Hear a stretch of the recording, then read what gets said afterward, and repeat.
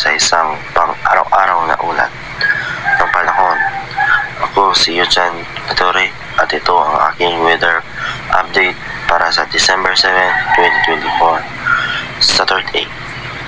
Sa kalukuyan, ang ating bansa ay nakakaranas ng mahinang pagkulog at pagulan sa pangunahing lugar sa Manila, Philippines.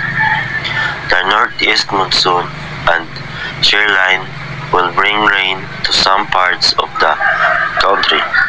On Friday, December 6, 2024, the Philippine Atmospheric, Geophysical and Astronomical Service Administration or PAGASA said in 4 a.m. the two weather systems still in 4 a.m. the two weather systems still in influence atmospheric condition nationwide, especially in the northern selection of Luzon. Dahil sa northeast monsoon, asahan pa rin ang makulimlim na panahon at mahinang pagulan.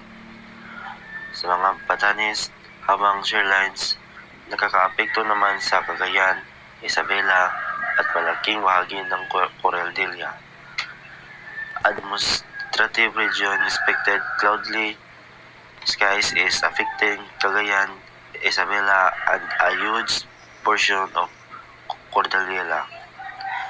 Administrative region, ibig sabihin magiging kalat-kalat pa rin mga thunderstorm doon.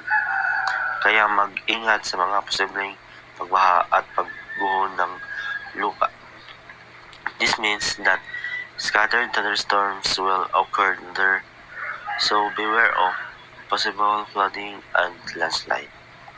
A shear line occurs when the northeast monsoon, locally termed in Amihan, coverage will easterlies of the warm winds coming from the Pacific Ocean, according to PAGASA, and also noted the rest of northern Luzon, particularly the Ilocos region, will experience low temperature and light rains.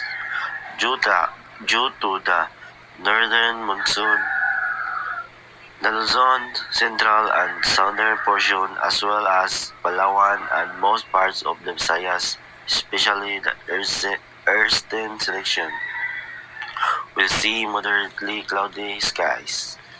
Due to localized thunderstorms, the rain will be frequently in Quezon, Aurora, and Bicol.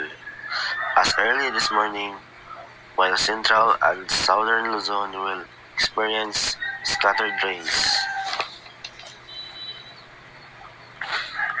Sa Palawan at malaking bahagi ng Visayas, andyan pa rin ang bahaging maulap at minsang maulap.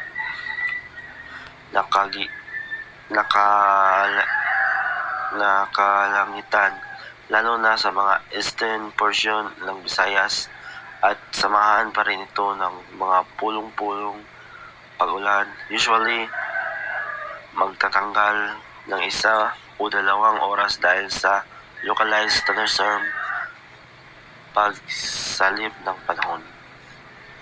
Palawan and huge portion of Visayas, especially the eastern portion of Visayas, will experience moderately cloud-like skies with scattered rains that usually last for 1 hour to 2 hours due to the localized thunderstorm in afternoon.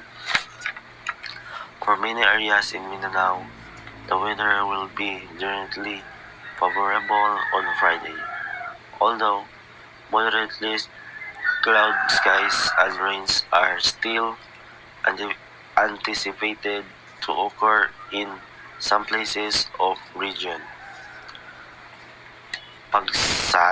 Pagsapit ng panahon hanggang gabi, mas maraming lugar sa Mindanao, lalo na sa gitnang bahagi, ang magkaroon ng isolated rains, shower or thunderstorm na usually hindi nagtatagal. The Pag-asa expert also said that while no gale warning is raised over the country, seaward coastal areas in northern Luzon may experience moderately to low seas. Some to the northeast monsoon